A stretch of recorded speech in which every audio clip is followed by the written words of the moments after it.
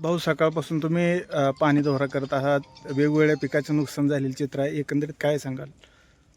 25 मार्चला प्रचंड मोठ्या प्रमाणामध्ये दिवडी, नंतर खंडाळी, पापरी, नंतर येवती, तेलंगवाडी सहित जवळजवळ मोहोळ तालुक्यातले 19 गावामध्ये गारपीट झाली, चक्रीवादळ झालं आणि शेतकऱ्यांची उभी पिकं ही उद्ध्वस्त झाली.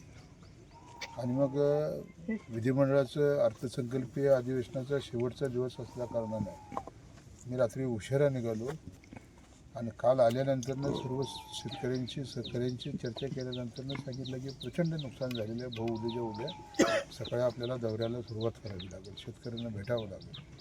आणि त्याप्रमाणे सकाळी दिवडीला 10 वाजल्यापासून आम्ही हा आमचा दौरा चालू केला. माझ्याबरोबर तहसीलदार सचिन मुळीक आहेत, नायब तहसीलदार धाईंजे आहेत, कृषी अधिकारी निगडे आहेत, MSCBचे सर्व अधिकारी आहेत, आणि नंतर तलाठी, ग्रामसेवक. आणि या गावामध्ये दिवडीची पाहणी केल्यानंतरच माझ्या लक्षात आलं, दिवडी झाली, खंडाळी झाली आहे, इथं आता पापरीत आपण आलो, प्रचंड मोठं शेतकऱ्याचं नुकसान झालं. पूर्ण द्राक्षाच्या बागा उद्ध्वस्त झालेल्या आहेत, खाली पडलेल्या आहेत, माल सगळा पडून गेलेला आहे, बेदाणा सगळा शेडवरचा उद्ध्वस्त झालेला आहे, केळीच्या बागा पूर्ण असं जमीनदोस्त झालेल्या आहे, कांदा पूर्ण सडलेला आहे, गहू पूर्ण पालथा पडलेला आहे. त्याच्यामुळे शेतकऱ्यांचं उभं पीक जे शेतात असेल ते पुरं पीक ह्या कालच्या 25 तारखेच्या ह्या वादळी पावसामुळं आणि गारपीटमुळं पूर्ण नुकसान झालेलं आहे. काय राहिलेलं नाही. शेतकरी आता उभारत का नाही अशी परिस्थिती आहे. असं हे सध्याची ही सगळी परिस्थिती आहे. हे वर्ष तर शेतकऱ्याचं गेलं, पण तो पुढं बी लवकर उभारणार नाही जर शासनाने ह्या शेतकऱ्यांना मदत केली नाही. आणि म्हणून या भागाचा दौरा करत असताना MSCBचे पोल म्हणजे MSCBचा पोल एखादा पडला आपण समजू शकतो, पण 12-12, 13-13 पोल एकाच लाईनचे असे पडलेले आहेत. DP वाऱ्यानं उडून गेलेले आहेत. नंतर तारा सगळ्या तुटलेले आहेत.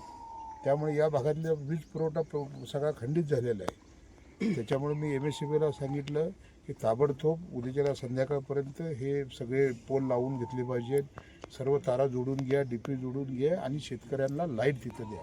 आणि ह्या भागामध्ये प्रचंड असं काळोखं पसरलेलं आहे. जनावराला प्यायला पाणी नाही, माणसाला प्यायला पाणी नाही, घरामध्ये अंधकार झालेला आहे, घरावरचे पत्रे उडून गेलेले आहेत. नशीब असं की तिथे मनुष्यहानी कुठली झाली नाही.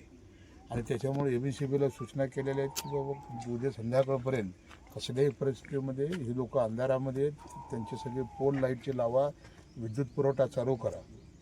तहसीलदार, नायब तहसीलदारांना सूचना केलेल्या आहेत की ताबडतोब तुम्ही सर्व पंचनामे करा. ज्या गावाला भेट देतो त्या गावातले सर्व ग्रामसेवक, तलाठी बरोबर आहेत, घरं पडले त्याचे पंचनामे ग्रामसेवक करतायत, त्यांना सूचना दिलेल्या आहेत. तहसीलदार, नायब तहसीलदारांना सूचना दिलेल्या आहेत की सरसकट जे शेतकऱ्याचं नुकसान झालेलं आहे त्या सर्व शेतकऱ्यांचं नुकसानाचे पंचनामे करा.